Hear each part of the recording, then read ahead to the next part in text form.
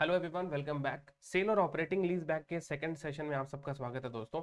और इस particular session में हम बात करेंगे कि जब हम सेल कर कर लीज बैक करते हैं तो जो हमारी इनिशियल सेल्स होती है वो फेयर मार्केट वैल्यू पे नहीं है, ऑफ मार्केट टर्म्स पे है। और इस बार जो सेल्स जो है वो अपसाइड नहीं बल्कि डाउन साइड जाने वाली है। यानी हमारा जो सेलिंग प्राइस जो है हमारा जो सेलिंग प्राइस है वो कम होने वाला है फेयर मार्केट वैल्यू से।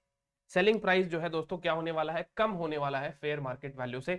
तो इसके लिए दोस्तों हम क्या करेंगे, इस पर्टिकुलर कॉन्सेप्ट के ऊपर डेडिकेटेड क्वेश्चन स्टडी मटेरियल में नहीं है, तो आप इस पर्टिकुलर 45th इलस्ट्रेशन को, जो सेल और लीज बैक का क्वेश्चन था जिसमें फाइनेंसिंग अरेंजमेंट की बात हो रही थी, इसको रिवर्स कर लेंगे अपने लोग। अपने आप ही वो अपना जो मेन क्वेश्चन है, वो जो हम करना चाहते हैं, जिस कॉन्सेप्ट को सीखना चाहते हैं, वो कन्वर्ट हो जाएगा उसके अंदर, है ना।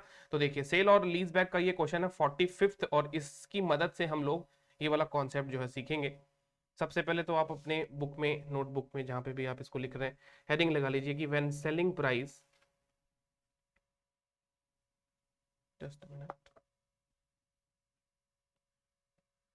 When selling price is less than fair market value of the assets. ठीक है। तो हमारे इस क्वेश्चन में फेयर मार्केट वैल्यू जो है वो 27 लाख है। आप चेक कर लीजिए, 27 लाख हमारा फेयर मार्केट वैल्यू है। तो जो क्वेश्चन था उसमें क्या हुआ था, उस पर्टिकुलर क्वेश्चन में हमने बेच दिया था 30 लाख रुपए में, इस असेट को 30 लाख में बेच दिया था। अब हम क्या करेंगे, इसको 30 लाख में नहीं बेचेंगे, हम क्या करेंगे, फेयर मार्केट वैल्यू से कम में बेचेंगे। लेट से इसको मैंने 24 लाख रुपीज में बेच दिया। ठीक है। तो हो गया अपना कंडीशन पूरा कि भाई जो सेलिंग हमारा हुआ है वो फेयर मार्केट वैल्यू पे नहीं हुआ, यानी सेल्स जो है वो ऑफ मार्केट टर्म्स पे है, sales at of market term. ठीक है ना।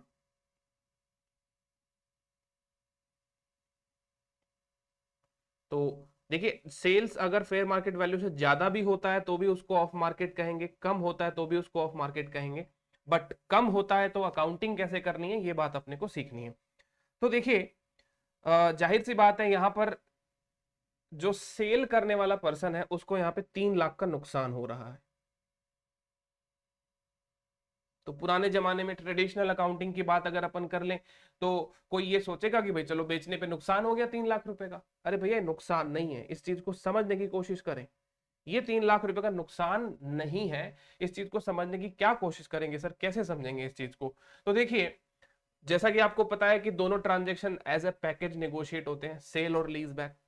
आज मैं आपसे कह रहा हूं कि ये पर्टिकुलर जो असेट्स है उसे आप मतलब 27 का असेट्स आपको मैं 24 में दे दे रहा हूं। आज आपको मैं कम अमाउंट पे करने के लिए बोल रहा हूँ। फ्यूचर में जो भी आप मुझसे लीज रेंट चार्ज करेंगे ना, वो कम चार्ज कर लेना। देखिए, होता क्या है, ज्यादा देंगे तो भविष्य में लीज रेंट ज्यादा चार्ज किया जाएगा। आज आप कम दे रहे हैं मुझे कंसिडरेशन, तो फ्यूचर में लीज रेंट कम चार्ज कर लीजिएगा। हिसाब किताब बराबर हो गया। यानी जो लेसर होगा उसको मैं ये कहूंगा कि देखो सर, मैं आपको 27 का एसेट जो है वो दे रहा हूं, लेकिन कितने में दे रहा हूं, आपको 24 में ही दे दूंगा। तो लेसर खुश हो गया, वो बोला अच्छा आप मेरे को 3 सस्ते में दे दोगे। मैं बोलूंगा देखो, सस्ता वस्ता कुछ नहीं है, आगे चलकर जो आप मुझसे लीज रेंट वसूलोगे वो 3 लाख रुपए कम वसूल लेना, सीधी सी बात है। ठीक है। तो इसी 3 लाख रुपए को स्टैंडर्ड ने, इंडेस 116 ने क्या कहा, इंडेस 116 कहता है ये जो 3 लाख रुपए है ना, इसे हम कहेंगे लीज का prepayment. This is to be known as lease prepayment. दोस्तों देखिए, लिखा हुआ है यहाँ पे, तो फॉर्मूला है। अब इस फॉर्मूले को समझ लिया अपन ने कि क्या कहना चाह रहा है ये फॉर्मूला, कि ये 3 लाख रुपए ये माना जाएगा कि लेसी ने लेसर को ऑलरेडी प्रीपे कर दिया है। अब क्यों ऐसा, क्योंकि ये 3 लाख रुपए फ्यूचर में आपको कम देने पड़ेंगे ना, फ्यूचर में आपको देने की दरकार नहीं है। तो अब वही बात है, चाहे आप फ्यूचर में पे ज्यादा करते, अब आपको 3 लाख रुपए पे कम करना पड़ेगा। दैट मीन्स ट्रांजेक्शन तो फेयर वैल्यू पे ही होना चाहिए, ऊपर नीचे जो भी एलिमेंट छुपा हुआ है उसे हमें ट्रांजेक्शन से बाहर निकालना होगा। तो अब देखिए क्या करना है अपने को, सबसे पहले वही वर्किंग नोट बनाइए, और जैसा कि डेटा अपने लोग पुराने वाले क्वेश्चन से कॉपी कर लेंगे, present value of lease payment, इसके अंदर अपने को स्प्लिट करने की दरकार नहीं रहेगी ज्यादा, क्योंकि लीज पेमेंट जो है वो वैसे ही क्या है आपके कम है और कोई एडिशनल फाइनेंसिंग कंपोनेंट है नहीं। तो present value of lease payment, यानी जो भी आप चुका रहे हो, जो भी मैं चुका रहा हूं, पेमेंट कर रहा हूं, देखिए वो कितना होगा। Present value of lease payment की अगर मैं बात करूं तो ये हो जाएंगे कि 1 से लेकर 20 साल तक 2 लाख रुपए मुझे पे करने हैं, दैट मीन्स 40 लाख रुपए मुझे पे करने हैं। और उनका 12% से जो प्रेजेंट वैल्यू आता है वो आता है 1493,889, 1493,889। हमारे प्रीवियस क्वेश्चन का डेटा एज इट इज हम लोग यहाँ पे कॉपी करके लेते हैं, ठीक है। 1493,889, तो यहाँ पे लिख दीजिए 1493,889।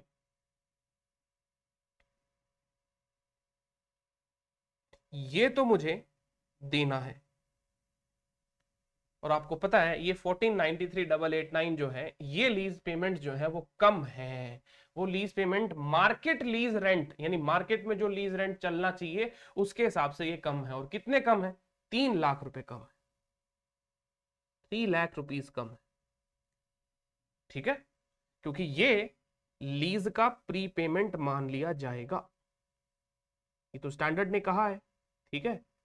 अब इसको रटने को तो रट भी सकते हैं, बट समझना इंपॉर्टेंट है कि 1493 के अंदर मैं इस चीज को अब जोड़ रहा हूं, तो जोड़ने का लॉजिक क्या बनता है सर? लॉजिक यही बनता है कि 1493 तो फ्यूचर में मुझे देने हैं, जो कि सस्ते लीज रेंटल है, और 3 लाख रुपीज मैं ऑलरेडी पे कर चुका हूं, ठीक है। अब आप कहोगे सर आपने तो पेमेंट तो किया ही नहीं, कहीं पे पेमेंट की तो कोई बात ही नहीं हुई है। तभी तो दोस्तों पेमेंट मैंने नहीं किया, इस ट्रांजेक्शन को छुपाने के लिए तो ये लोग ऐसा कर रहे हैं। तो देखा जाए तो सही मायने में मैं 17, देखिए कोई भी पर्सन ऐसे बिना फालतू में अपनी एसेट्स को घाटे पर नहीं बेचेगा। अगर उसकी फेयर वैल्यू 27 लाख है तो 27 पे ही बेचने की कोशिश करेगा वो, राइट। ना तो ज्यादा ना ही कम। स्टैंडर्ड ने क्या कहा था, दोनों साइड में आपकी जो फाइनेंशियल रिपोर्टिंग है वो ना तो ओवर स्टेटेड होनी चाहिए ना अंडर स्टेटेड होनी चाहिए। तो कहने का मतलब ये एक्चुअल में देखा जाए तो 14 + 3 1793 889, 17,93,889 रुपीज का मैं आपको पेमेंट कर रहा हूं। यानी जो आरओयू एसेट्स मैं बुक करने वाला हूं इन कंपैरिजन और in proportion to the total fair value of the assets, जिसकी वैल्यू जो बनती है वो बनती है 17 लाख। अगर आप 14 लाख को ध्यान में रखेंगे ना, तो ये 3 लाख रुपए को आप भूल जाएंगे, और ये 3 लाख रुपए को भूलने के मतलब ही यही हुआ कि जो ट्रांजेक्शन छुपा हुआ है उसको आप पहचान ना पाए। तो ट्रांजेक्शन जो छुपा हुआ है इस पर्टिकुलर क्वेश्चन के अंदर वो यही है कि initial measurement of ROU assets at fair value, इसको मैं कहता हूं initial value of ROU assets at fair value. यानी whatever you are paying, that is not representing the entire payments towards the ROU assets, because you have to add 3 lakhs separately, and 17,93,889 will become the fair value of the ROU assets, ठीक है। ये 17 लाख का जो payment है, 17.9 lakhs का जो payment है, ये पेमेंट मेरे ROU assets का पेमेंट माना जाएगा, ठीक है। अब ये आरओयू एसेट्स जो आप पे कर रहे हो, ये आपके टोटल एसेट्स का परसेंटेज टर्म्स में कितना है, तो as percentage of total fair value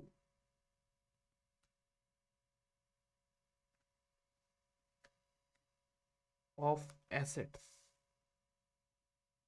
तो आरओयू एसेट्स जो है हमारा,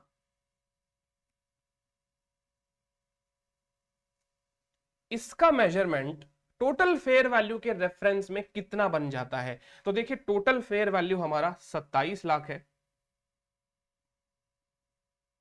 17,93,889 डिवाइडेड बाई 27 lakhs, ठीक है ना। तो कितना परसेंटेज हो गया ये हो जाता है हमारा 66.44%।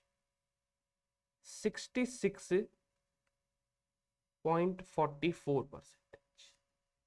यानी एक तरीके से जो सेल और लीज बैक का ट्रांजैक्शन हो रहा है उसमें मैं लीज बैक प्रोपोर्शन में, जो मेरा लीज बैक पोर्शन है उसमें 66.44% एंटायर ट्रांजैक्शन के टुवर्ड्स अ पोर्शन करने की बात कर रहा हूं। यानी ये मेरा रिटेन्ड पोर्शन हो गया। कैन आई से 66.44% इज रिटेन्ड पोर्शन। तो जब आपको पता है रिटेन्ड पोर्शन 66 है तो सोल्ड पोर्शन बैलेंसिंग फिगर में निकल सकता है ना, क्योंकि टोटल पोर्शन जो होता है वो आपको पता है 100% होगा, right. Total is 100%, retained is 66.44, तो जो सोल्ड पोर्शन होगा वो होगा 33.56%। 33.56%। ठीक है।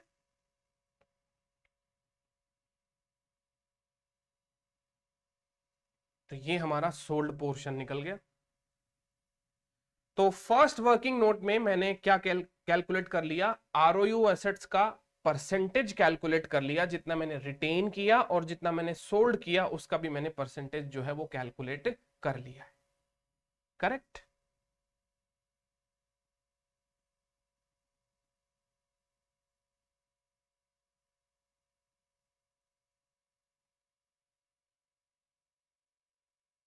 तो फर्स्ट वर्किंग नोट का आप हेडिंग लगा दीजिए चाहे परसेंटेज।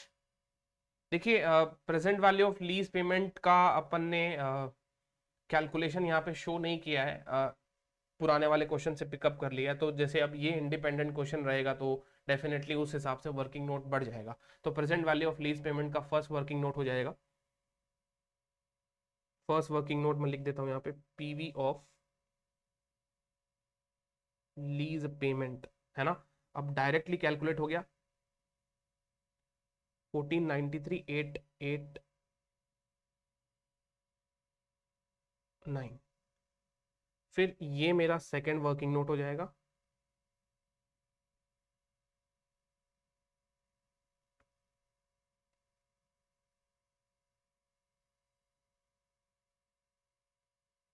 ठीक है। सेकेंड वर्किंग नोट का हेडिंग क्या लिख देंगे,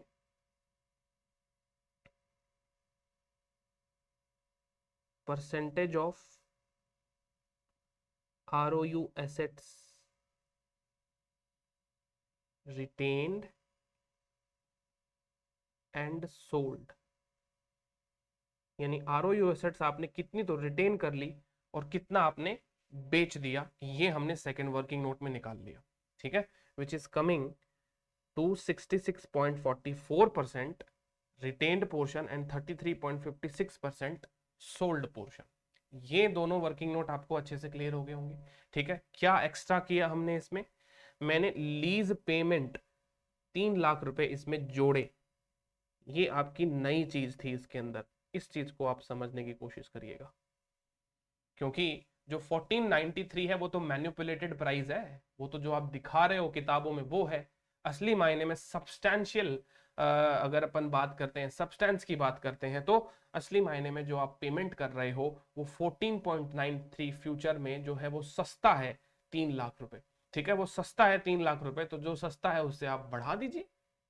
ठीक है, तो असली मायने में देखा जाए तो पेमेंट जो हो रहा है वो 17.93 का हो रहा है परसेंटेज आगे। चलिए अब क्या करना है, वही वर्किंग नोट नंबर 3 में गेन की कैलकुलेशन कर लीजिए, फिर कैरिंग अमाउंट की कैलकुलेशन हो जाएगी। तो गेन लॉस की कैलकुलेशन कर लेते हैं। गेन ऑन सेल्स,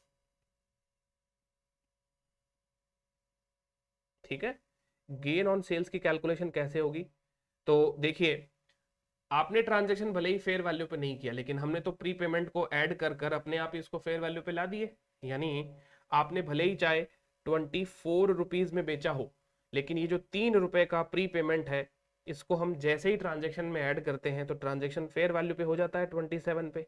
इसका मतलब जिस चीज को आप 27 में बेच रहे हो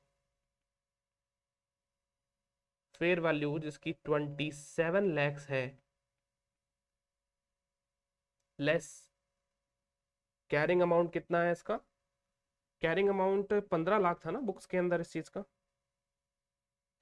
कैरिंग अमाउंट जो है वो कितना था? 15 लाख था। ठीक है, तो जो हमारा इसमें गेन आ रहा था 12 लाख है। अब 12 लाख का पूरा गेन तो नहीं रिकॉर्ड कर सकते, 12 लैक्स रुपीज का पूरा गेन तो हम लोग नहीं रिकॉर्ड कर सकते। गेन ऑन सेल्स की अगर अपन बात करें तो 12 लाख रुपए का पूरा गेन तो हम नहीं रिकॉर्ड कर पाएंगे। तो फिर क्या करेंगे सर? जितना पोर्शन सोल्ड कर दिया है उसको हम कहेंगे gain not to be recorded. Gain not to be recorded यानी जिस चीज को बेचा नहीं है उसका गेन नहीं रिकॉर्ड कर सकते। So gain not to be recorded लिख दीजिए। ठीक है, for sold portion, sorry retained portion, उल्टा बोल दिया शायद मैंने पहले भी, तो उसको करेक्ट कर लेना दोस्तों, माफी चाहता हूं। रिटेन्ड पोर्शन जो है उसका गेन मैं कैसे रिकॉर्ड कर पाऊंगा, है ना? पहले मैंने उल्टा बोल दिया तो माफ करिएगा दोस्तों। गेन जो मैंने सॉरी पोर्शन जो मैंने रिटेन कर लिया है उसका गेन मैं नहीं रिकॉर्ड कर पाऊंगा, क्योंकि मेरे पास जो असेट पहले था अभी भी है, उस पे कैसे बैठे बैठे गेन रिकॉर्ड कर लूं? जो बेचा है उसी पे तो गेन रिकॉर्ड कर पाऊंगा ना। तो gain not to be recorded for retained portion, तो रिटेन्ड पोर्शन है मेरा 66.44%। 66.44%। ठीक है, तो ये अगर मैं इसमें से माइनस कर देता हूं तो आ जाएगा gain to be recognised. Gain to be recognised, है ना? तो देखिए 12 लैक्स का डायरेक्ट आप क्या निकाल दीजिए, 33.56 निकाल दीजिए चाहे तो, 4,02,720।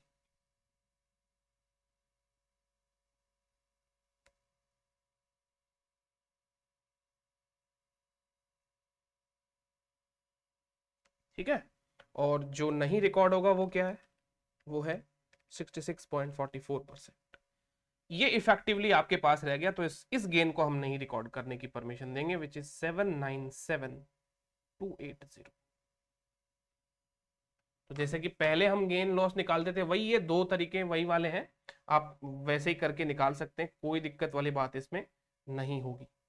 ठीक है, देखिए कैलकुलेशन आनी चाहिए, कॉन्सेप्ट आ जाना चाहिए, presentation is just a matter of some differentiation, कैसे भी प्रेजेंट करिए आप, कोई दिक्कत वाली बात नहीं है। एग्जामिनर को जो गेन जो रिकॉग्नाइज आपने किया है उससे मतलब रहेगा, वो सही हो गया तो वो स्टेप के नंबर दे देगा, अदरवाइज इस स्टेप को डेकोरेट करने के कोई नंबर अपने को नहीं मिलने वाले। ठीक है, चलिए थर्ड वर्किंग नोट बना लिया भाई, जो जो कैलकुलेशन करनी है सबके वर्किंग नोट बना बना के एग्जामिनर को दिखाते रहो, ताकि अपने स्टेप में नंबर कहीं लूज ना हो जाए। अच्छा, वर्किंग नोट 3 होने के बाद में अपने लोग अब क्या करेंगे, फोर्थ वर्किंग नोट में, फोर्थ वर्किंग नोट में क्या करेंगे, है ना? वर्किंग नोट 3 हो गया अपना, ये देखिए थर्ड वर्किंग नोट हो गया। थर्ड वर्किंग नोट के बाद में फोर्थ वर्किंग नोट में जो मेरा कैरिंग अमाउंट है उसका अलोकेशन करेंगे, परसेंटेज या प्रपोर्शन अलोकेशन जो भी कहना चाहें।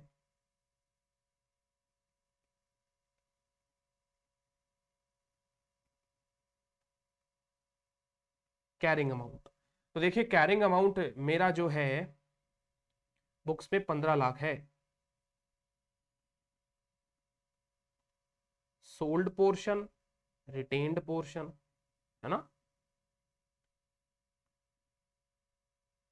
तो सोल्ड से मुझे वैसे कोई तो मतलब तो है नहीं, मुझे तो रिटेन्ड पोर्शन से मतलब है, क्योंकि रिटेन्ड पोर्शन को मैं आरओयू एसेट्स के रूप में बुक करूंगा। तो रिटेन्ड पोर्शन जो है वो है 66.44, 66.44%। ठीक है, और सोल्ड है 33.56। तो 15 लाख का 66.44%, 996,600 996,600, और ये 15 लाख का जो 33.56 है, ये अपने लोग गेन को कैलकुलेट करने में काम आता है। ये गेन को कैलकुलेट करने में काम आता, तो कैसे करते गेन कैलकुलेट अपने लोग?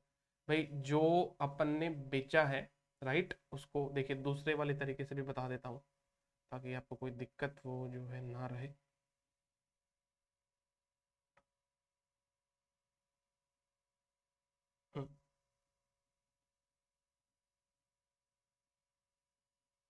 फेयर वैल्यू 27 लैक्स, इसका सोल्ड परसेंटेज जो है वो 33.56 है, तो ये सेल्स कंसिडरेशन हो गया। 27 लाख का 33.56%, 906,120 less carrying amount of assets sold. कितना असेट है जो आपने बेच दिया, तो carrying amount of asset sold ये रहा 503,400,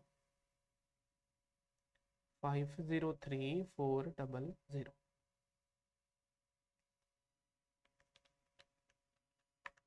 तो 4,02,720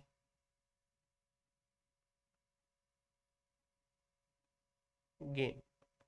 ठीक है, चलो अब देखो मैच करा लो, 4 to 720, 4 to 720 मैच होता है। ठीक है, तो कहने का मतलब आप समझ गए ना दोस्तों, तो आपको ये सारी चीजें रिपीटेशन सी लग रही होगी, अच्छे से समझ में आ गया होगा चीजें। और चौथा वर्किंग नोट हो गया अलोकेशन ऑफ कैरिंग अमाउंट। अब रही बचती है तो जर्नल एंट्रीज बचती है। तो जर्नल एंट्री जो होगी वो हमारे वर्किंग नोट से अमाउंट जो है वो आ जाएंगे। सबसे पहले ROU एसेट्स बुक कर लेते हैं अपने लोग। ठीक है, फिर सेल किया तो सेल प्रोसीड्स हमारे पास में आ जाएगी। ठीक है, लीज लाइबिलिटी जो होगी उसे लीज लाइबिलिटी के रूप में बुक किया जाएगा। गेन ऑन सेल्स P&L में ट्रांसफर किया जाएगा।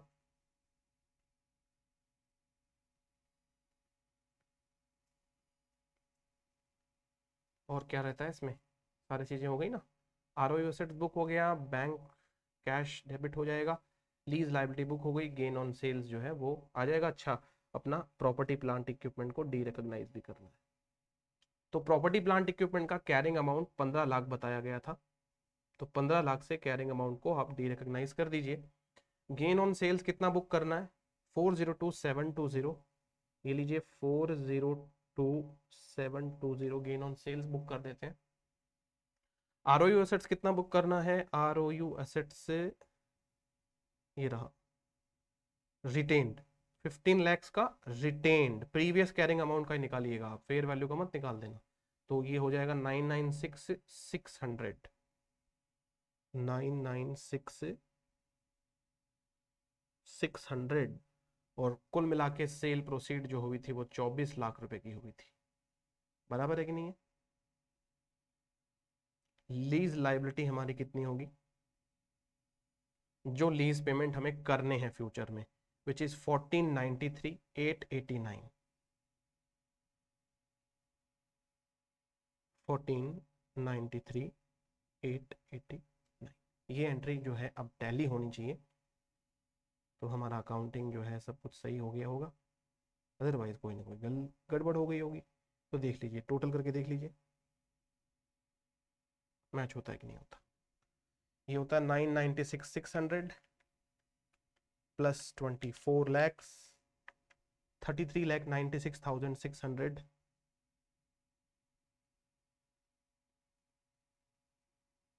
है ना। और क्रेडिट में 1493,889, 402,720, 15 लाख, 33,96,609। तो ये जो डिफरेंस है 2-4 रुपए का, ये किसकी वजह से है, अपना राउंडिंग ऑफ एरर की वजह से है। तो लीज लाइबिलिटी और गेन को अपने लोग उसके बेसिस पे राउंड ऑफ कर देंगे, ठीक है ना। तो जो भी हमारा जो लीज लाइबिलिटी और गेन जो आप देख रहे हैं, ये परसेंटेज जो निकल रहा है 9 रुपए का, इसमें डिफरेंस आ रहा है, 9 रुपीज़ का डिफरेंस है। तो ये कोई राउंडिंग ऑफ एरर की वजह से है, बिकॉज यहाँ पे ये राउंडिंग ऑफ एरर है, यहाँ पे एरर हो रहा है, फिर बाद में वो आगे कैरी ऑन हो जाता है। तो अपने लोग या तो लीज लाइबिलिटी में एडजस्ट कर देंगे या प्रॉफिट लॉस में इसको एडजस्ट कर देंगे, कहीं पे भी एडजस्ट कर दीजिए। ये 889 है तो आप इसको 880 कर दीजिए, है ना। 89 को यहाँ पे आप 80 भी कर सकते हैं, गेन में एडजस्ट कर दीजिएगा, कहीं ना कहीं इसको एडजस्ट कर देंगे, क्योंकि डेबिट क्रेडिट आपको बैलेंस तो करना ही पड़ेंगे। तो बात ये हो गई अपनी, चीज समझ में आ जानी चाहिए, ठीक है। तो इस प्रकार से ये काम अपना होता है जब कौन सा कंडीशन हो, अपना कंडीशन हो कि सेलिंग प्राइस जो है वो कम है फेयर मार्केट, ठीक है ना। तो एजुकेशनल मटेरियल वाला क्वेश्चन भी कराई दूं क्या, वो भी कर लो। एजुकेशनल मटेरियल में ये क्वेश्चन था ना, अमाउंट चेंज हो जाएगी बस, है ना, सेम क्वेश्चन रहेगा।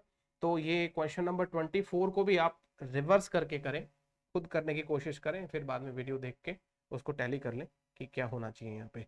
तो क्वेश्चन नंबर 24 की अगर अपन बात करें तो इसको भी कर ही लेते हैं।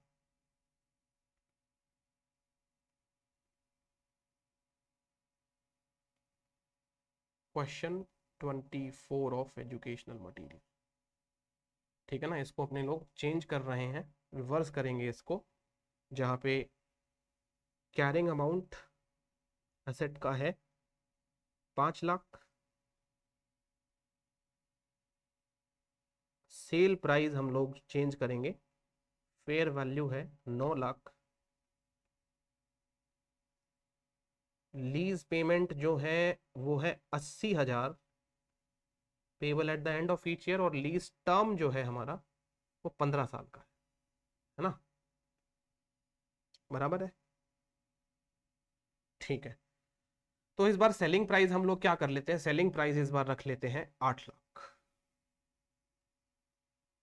तो जैसे ही सेलिंग प्राइस 8 लाख रखा हमने, तो हमारी कंडीशन जो है वो मैच होती है कि सेलिंग प्राइस जो है वो कम है फेयर वैल्यू से, क्योंकि फेयर वैल्यू 9 लैक्स है, सेलिंग प्राइस 8 लैक्स है। तो जो डिफरेंस 1 लाख होगा उसे हम क्या मानते हैं, प्रीपेड लीज रेंटल मान लेते हैं। उसके बेसिस पे आरओयू के परसेंटेज निकाले जाएंगे, ठीक है। तो इसके डेटा अपने पास में है ही, फटाफट से इस क्वेश्चन को सॉल्व कर लो, ठीक है। क्वेश्चन 24 ईएम को हमने कर दिया modified,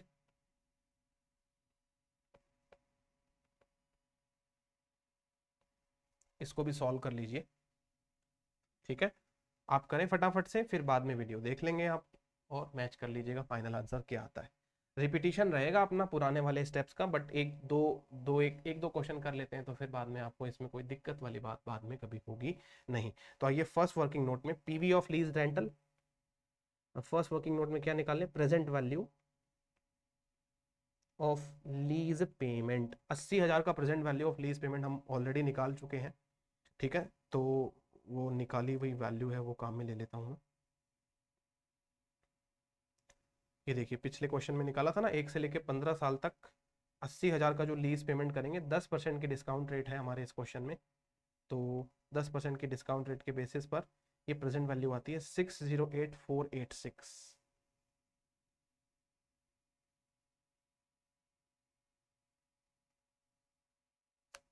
608,486,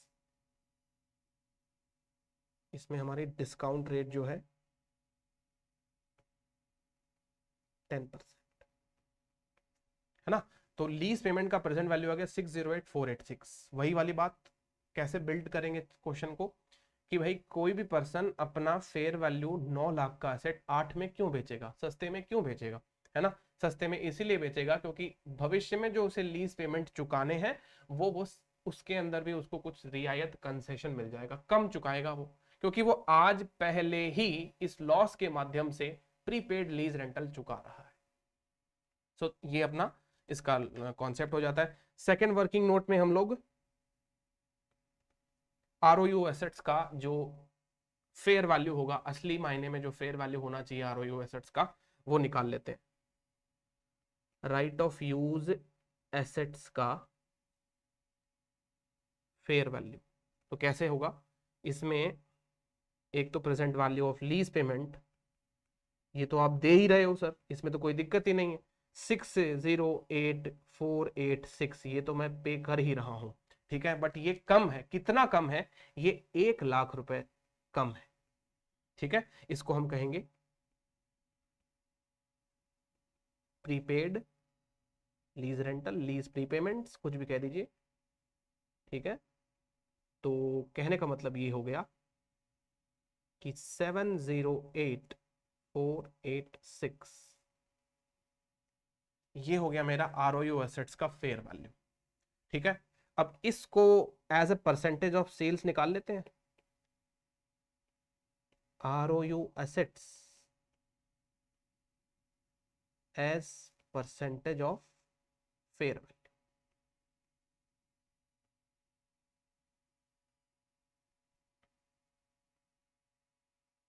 आरओयू assets as percentage of fair value, total fair value कितना है, टोटल फेयर वैल्यू है पूरे के पूरे एसेट्स का 9 लाख, है ना। तो आरओयू का परसेंटेज कितना होगा, ये हो जाएगा सर 9 लाख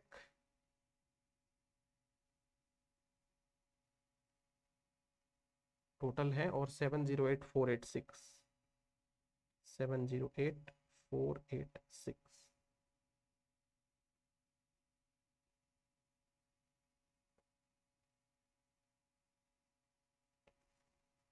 तो काफी पोर्शन जो है रिटेन रह गया है,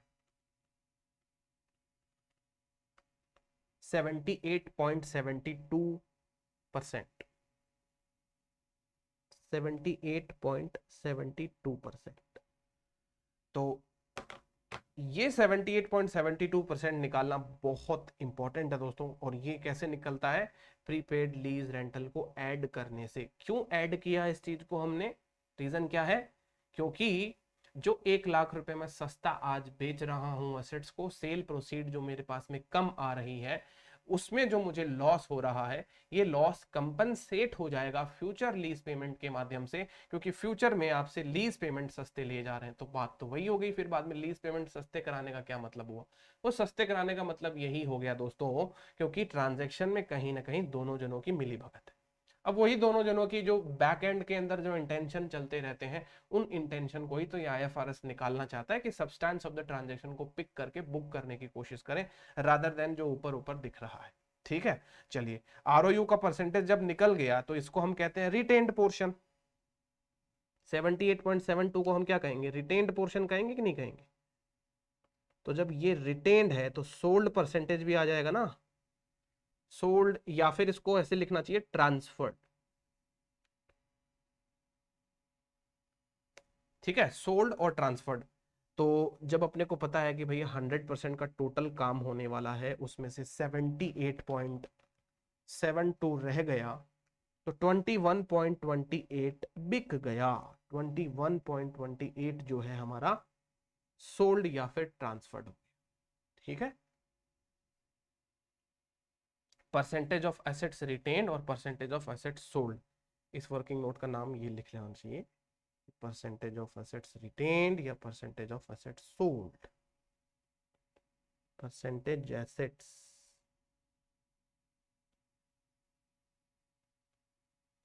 रिटेन्ड एंड ट्रांसफर, है ना।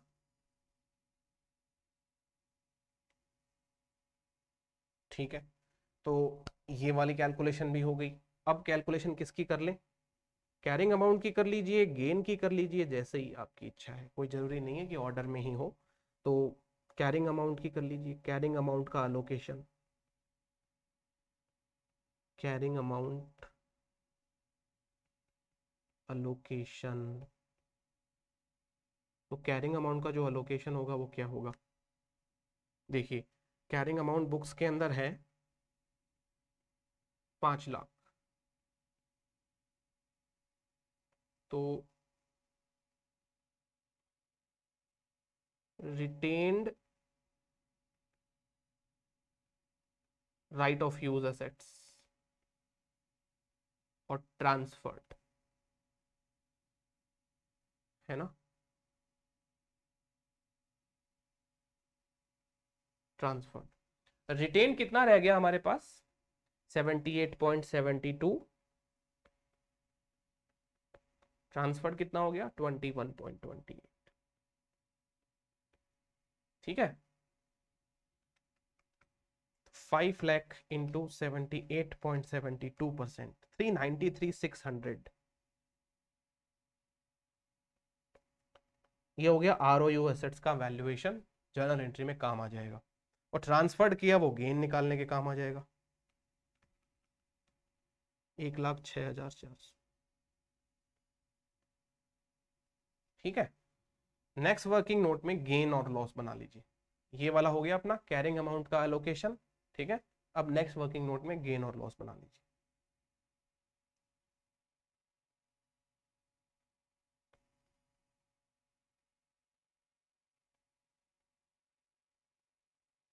गेन लॉस ऑन सेल्स, तो गेन लॉस उतना ही रिकॉर्ड किया जाएगा जितना आपने इफेक्टिवली एसेट जो है वो बेच दिया है। तो इफेक्टिवली मैंने एसेट जो बेचा है वो सिर्फ 21.28% ही बेचा है। तो देखिए, फेयर वैल्यू 9 lakhs है और carrying amount of asset sold which is 1,06,400। ठीक है,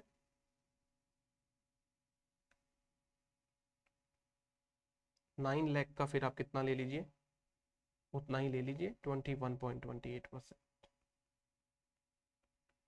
इसको भी कैलकुलेट करने के अलग अलग तरीके हैं, जिसमें भी आप जैसे भी कंफर्टेबल हैं आप वैसा कर सकते हैं, कोई आपको पाबंदी नहीं है। 191,520, 191,520 इतने में बेचा मैंने इतने का सामान, तो हो गया मुझे गेन।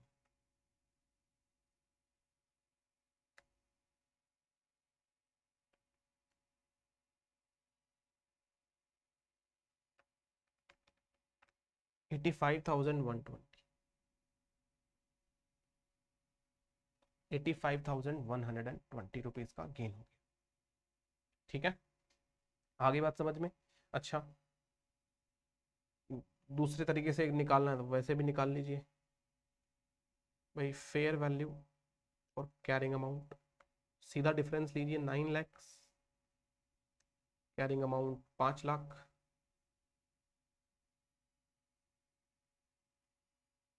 4 लाख हो गया।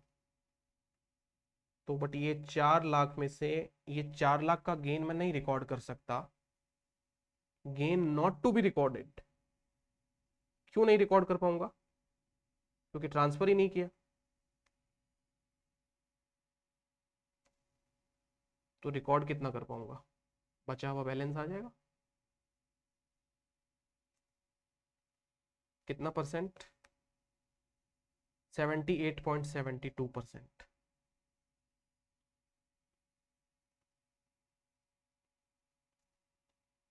78.72%,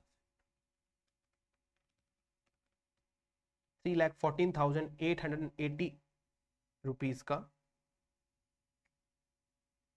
3,14,880 का गेन नहीं रिकॉर्ड कर पाऊंगा तो कर कितने का पाऊंगा, 85,120 रुपए का गेन बुक कर पाऊंगा। ठीक है, तो ये वाला और ये वाला देखिए ऑल्टरनेटिव सेम ही रहता है। चलिए, हो गया गेन लॉस का वर्किंग नोट, ये हो गया आपका, समझ में आ गया, यहाँ तक कोई दिक्कत नहीं होगी। अब करना क्या है, जर्नल एंट्री पास कर देनी है।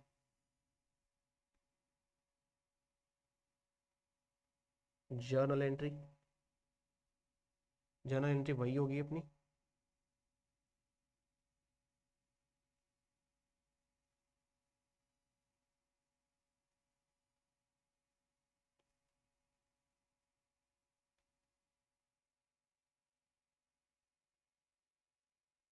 हाँ जी। ROU एसेट्स कितने से बुक करना है, ROU एसेट से बुक करना है सर 393,600 से, 393,600 से बैंक कितने से डेबिट करना है? 8 लाख में बेचा था ना, 8 लाख रुपए में बेच दिया, ये लीजिए 8 लाख रुपए से बैंक डेबिट कर दीजिए। लीज लाइबिलिटी कितनी होगी? Present value of lease payment जो आपको फ्यूचर में देने हैं, विच इज 608,486 है ना, 608,486, 608,486। गेन ऑन सेल्स कितना होगा? 85,120।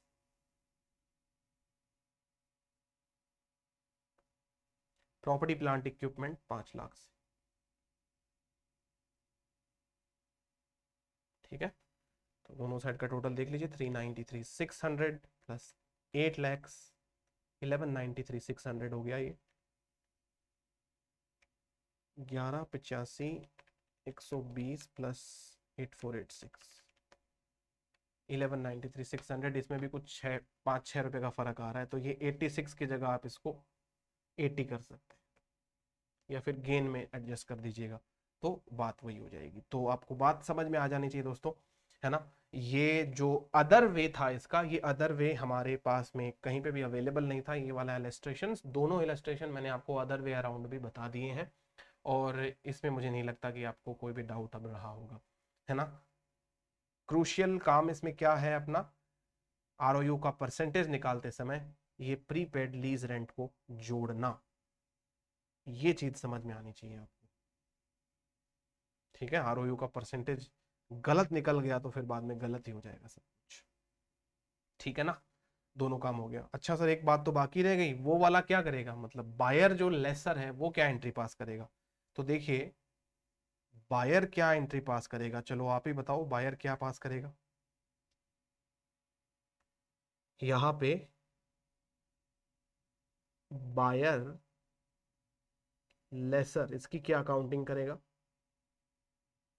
क्योंकि पेमेंट तो इसी लेटेस्ट क्वेश्चन की बात कर लेते हैं। पेमेंट तो उसने कितना दिया है? 8 लाख ही दिया है। अब आप कहते हो असेट्स को तो फेयर वैल्यू पे रिकॉर्ड करना चाहिए, तो असेट्स कितने का है? प्रॉपर्टी प्लांट इक्विपमेंट कितने का है? प्रॉपर्टी प्लांट इक्विपमेंट तो 9 लाख का है।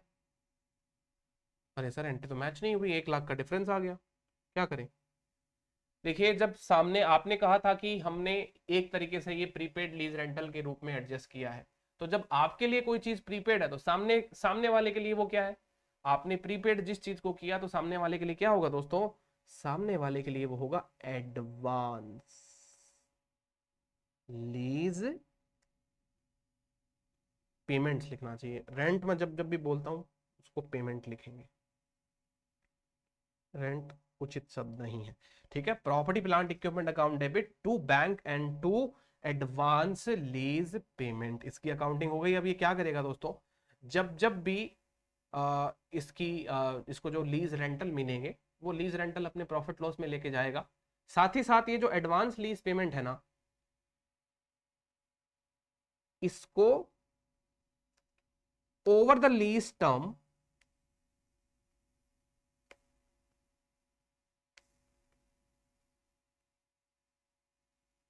to be recognized in P&L,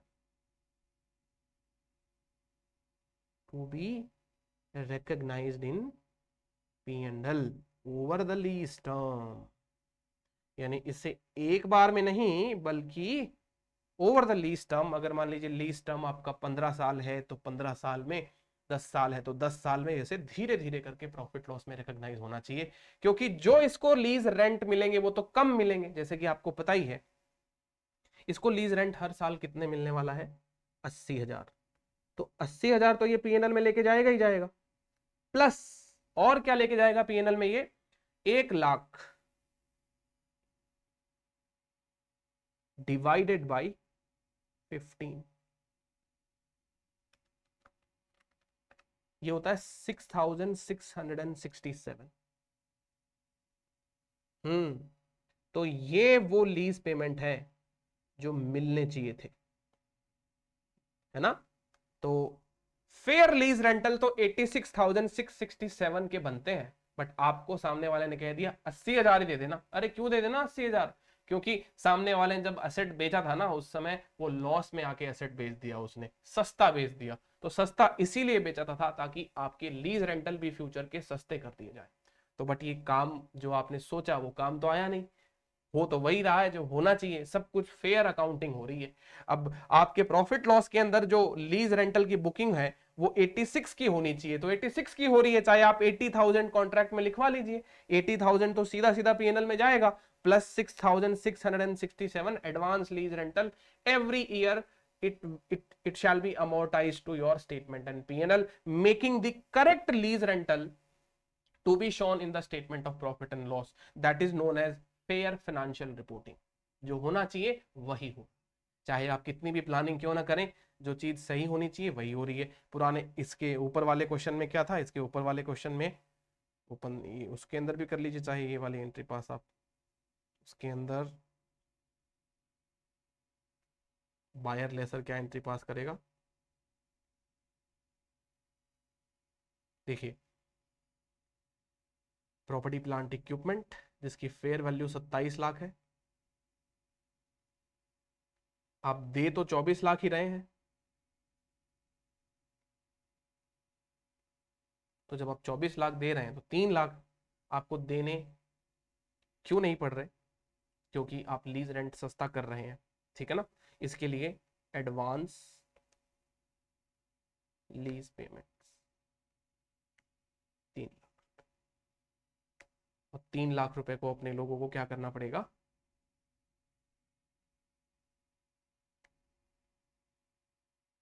PNL, in PNL over the lease period, ठीक है ना। इसको रिकॉग्नाइज करेंगे पीएनएल में ओवर द लीज। तो सारा का सारा काम अब हो गया अपना सेल और लीज बैक, एक इंपॉर्टेंट टॉपिक था इंड AS 116 का, उम्मीद करता हूं आपको समझ में आया होगा। सर अभी तो खत्म नहीं हुआ सेल और लीज बैक, सेल और फाइनेंस लीज बैक तो बाकी है। देखिए दोस्तों, सेल और फाइनेंस लीज बैक जो है वो एक्चुअल में मैं आपको बता देता हूँ, सेल और फाइनेंस लीज बैक से इजी कुछ भी नहीं है, क्योंकि सेल और फाइनेंस लीज बैक में सेल जो शब्द है वो अपने आप में वॉइड अब इनिशियो है, क्योंकि अगर मैंने सेल किया और फाइनेंस लीज बैक पे उसको वापस ले लिया तो ये तो इंड AS के प्रोविजन का कॉन्ट्रावेंशन हो गया। कैसे, क्योंकि सेल करने के लिए कंट्रोल ट्रांसफर होना चाहिए और फाइनेंस लीज पे एसेट वापस लेने के लिए भी कंट्रोल होना चाहिए, तो मतलब आपने कंट्रोल ट्रांसफर किया और कंट्रोल ट्रांसफर हो गया आपके पास वापस आ गया, तो कंट्रोल तो आपके पास ही रह गया ना, you retained the control as it is, तो आपने अपना कंट्रोल छोड़ा ही नहीं है, और जब कंट्रोल छोड़ा नहीं है तो सेल की अकाउंटिंग ही नहीं होगी। सेल और finance lease back is a pure financing arrangement, only the financing arrangement will be account for, ठीक है। कैसे करते हैं देखिए,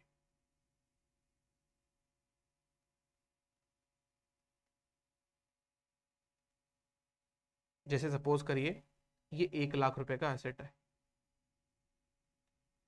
ये मैंने पहले सेल किया फिर वापस लीज बैक पे ले लिया और फाइनेंस लीज बैक पे लिया, कौन सा नेचर है, अभी तो सेल और ऑपरेटिंग लीज बैक पढ़ रहे थे ना, अभी अपन पढ़ेंगे सेल और फाइनेंस लीज बैक। तो ये 1 लाख रुपए का एसेट मैंने बेचा और बेचकर मैंने इनको वापस भी ले लिया, किस पर, लीज बैक पे ले लिया। तो यहां पे as per Ind AS 115 this is not a sale, this transaction is not a sales transaction, यानी इंड AS कहता है क्या बेवकूफ बना रहे हो, ये सेल्स है ही नहीं, इसलिए सेल्स की तो कोई एंट्री ही नहीं होगी। तो जब सेल्स की एंट्री नहीं होगी तो एसेट आपके बुक से तो डी रिकॉग्नाइज ही नहीं हुआ, तो फिर उसको वापस से री रिकॉग्नाइज करने की क्या बात करेंगे, यानी एसेट्स आपके बुक में रह जाएगा। नाउ सिर्फ अपने एसेट्स का नाम चेंज कर देंगे आप, ओन्ड एसेट से वो अब एसेट्स आपका क्या हो जाएगा, एक प्रकार से लीज्ड एसेट्स के रूप में क्लासिफाई हो जाएगा। क्या हो जाएगा, लीज्ड एसेट्स के रूप में क्लासिफाई हो जाएगा। अच्छा तो सर हमें पैसा तो मिला है, हाँ बिल्कुल मिला है, तो ये पैसे का क्या करेंगे, बैंक अकाउंट डेबिट। चलो आप कहते हो सर सेल्स की एंट्री नहीं पास करनी, चलो ठीक है, हम प्रॉपर्टी प्लांट इक्विपमेंट को डी रिकॉग्नाइज नहीं करेंगे, PPE को डी रिकॉग्नाइज नहीं करेंगे, मना कर दिया आपने, और हमें ये समझ में भी आ गया, क्योंकि जब कंट्रोल ही ट्रांसफर नहीं हुआ, सामान ही मेरा है, वापस फाइनेंस लीज पे घूम के मेरे पास में आ गया, तो फिर बाद में मैं इसको क्यों डी रिकॉग्नाइज करूंगा? चलो ठीक है, ये समझ में आ गया, बट सर सामने वाले ने तो पैसा दे दिया ना 1 लाख रुपए अपने को, या जो भी ये पैसा देगा अपने को, ये पैसे का क्या करेंगे, कहां पे क्रेडिट करेंगे? कहा ना ये फाइनेंस नेचर का ट्रांजेक्शन है, फाइनेंशियल लाइबिलिटी बुक करी जाएगी कितने रुपए से? जितने का कंसिडरेशन उसने दिया है। और ये 1 लाख रुपए को प्योर फाइनेंस ट्रांजेक्शन के रूप में देखा जाएगा। It will be carried at amortise cost, 1 lakh को अमोर्टाइज कॉस्ट पे कैरी करेंगे, जो भी रेट ऑफ डिस्काउंट होगी उससे ये बढ़ेगा, लीज पेमेंट से माइनस हो जाएगा, बढ़ेगा माइनस होगा, बढ़ेगा माइनस होगा, ऐसे करते करते ओवर अ पीरियड ये जीरो हो जाएगा। जैसे बैंक से लोन नहीं लेते, लोन लेने की क्या अकाउंटिंग होगी, वही अकाउंटिंग यहाँ पे हो रही है। आइए अब इसके बारे में पढ़ लेते हैं, राइट अप के बारे में पढ़ लेते हैं। देखिए, transaction in which the transfer of asset is not a sale, जिसको हम लोग बोलने के लिए कह सकते हैं कि ये सेल और फाइनेंस लीज बैक है, जबकि सेल और फाइनेंस लीज बैक जैसा कोई शब्द इंड एस ने यूज नहीं किया है, क्योंकि कहते हैं कि जब फाइनेंस लीज बैक होता है तो फिर वो सेल ही नहीं है, इसलिए ऐसा कोई टर्मिनोलॉजी ही एब्सेंट है इंड एस में, बट वो समझने के लिए मैंने आपको बताया। तो कहता है, देखिए, if the transfer of an asset by the seller lessee does not satisfy the requirements of Ind AS 115 to be accounted for as a sale of the asset, तो कहता है the seller lessee shall continue to recognize the transferred asset and shall recognize a financial liability equal to the transfer proceeds. It shall account for the financial liability applying Ind AS 109. यही बात मैंने भी बताई है आपको कि देखिए, cell तो बुक होगी नहीं, तो जो प्रोसीड मिला उसकी क्या एंट्री करूंगा? बैंक अकाउंट डेबिट तो कर दिया, क्योंकि बैंक डेबिट करने में क्या जोर आया, क्योंकि वो तो स्टेटमेंट में दिख रहा होगा, आपके बैंक स्टेटमेंट में पैसा आ गया, आपके अकाउंट में पैसा तो जमा हो गया। अब लाइबिलिटी क्या करेंगे, मतलब टू साइड, क्रेडिट साइड किसको बुक करेंगे? भाई जो पैसा मिला ना वो फाइनेंस है, उसे लोन बुक करें, उसे लाइबिलिटी बुक करें, जिसे आप एसीएम मेथड से इंड एस 109 के तौर तरीकों के हिसाब से आगे लेकर चलेंगे। अब ये तो आपको पता ही है एसीएम क्या होता है। फिर कहता है, thus the seller lessee account for the transaction as a financing transaction, pure financing transaction है, and the seller lessee keeps the transferred asset subject to the sale and lease back transaction on its balance sheet and accounts for amounts received as financial liability as per 109. Seller lessee decreases the FL by payment made less the portion considered as interest expenses. ACM का explanation इसने दिया है, जो कि आप सब अच्छे से जानते हैं। बायर लेसर क्या करेगा? अरे बायर लेसर एडवांस बुक करेगा, उल्टी एंट्री पास करेगा ना इसकी।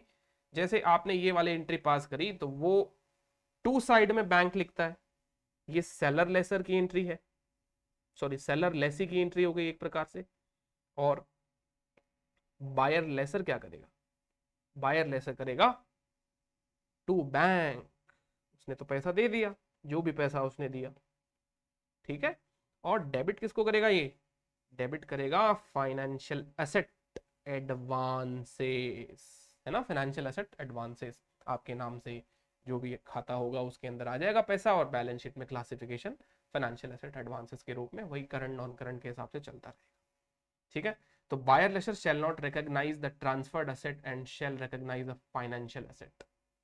जब उसने एसेट रिकॉग्नाइज नहीं किया तो वो एसेट को ट्रांसफर किस अधिकार से कर सकता है ना। तो सेल ट्रांजैक्शन कंप्लीट नहीं हुआ तो इसके लिए वो परचेज ट्रांजैक्शन भी नहीं है, तो ये परचेज की एंट्री नहीं कर सकता, ये पीपीई को रिकॉग्नाइज नहीं कर सकता। तो यहां पर ये फाइनेंशियल एसेट बुक करेगा equal to the transfer proceed, it shall account for 109, and buyer lessor does not recognise the transferred asset and account for the amount paid as a receivable in accordance with Ind AS 109। और ये financial assets की amortisation table बनाएगा, fat बनाएगा, ये flat बनाएगा, ठीक है ना। हो गया काम फाइनेंस लीज। अरे सर इतना सरल था क्या? हाँ, फाइनेंस लीज सरल हो गया इसकी वजह से, है ना। अच्छा, और कुछ बात तो छूटी नहीं ना इसमें? ये वाला जो इस साइड का जो राइटअप था वो अपना बाकी रह गया था, कहाँ था ये वाला? ये वाला। अब इस चीज को पढ़ेंगे आप तो ये बात आपको समझ में आ जाएगी, ये वाला बॉक्स जो आप पढ़ेंगे तो आपको समझ में आ जाएगा कि देखिए, ऑफ मार्केट टर्म में such adjustments are recognized as lease prepayment made by the seller lessee और additional financing provided to the seller lessee as the case may be. तो एडिशनल फाइनेंसिंग ये वाला और लीज प्रीपेमेंट ये वाला, तो ये सारे के सारे कंसेप्ट दोस्तों हो गए। इसमें भी अगर यदि कोई आपको डाउट रहा होगा तो definitely you can reach out to me. और ये अपना समाप्त होता है सेल और लीज बैक का टॉपिक। डिस्क्लोजर्स की बात करते हैं।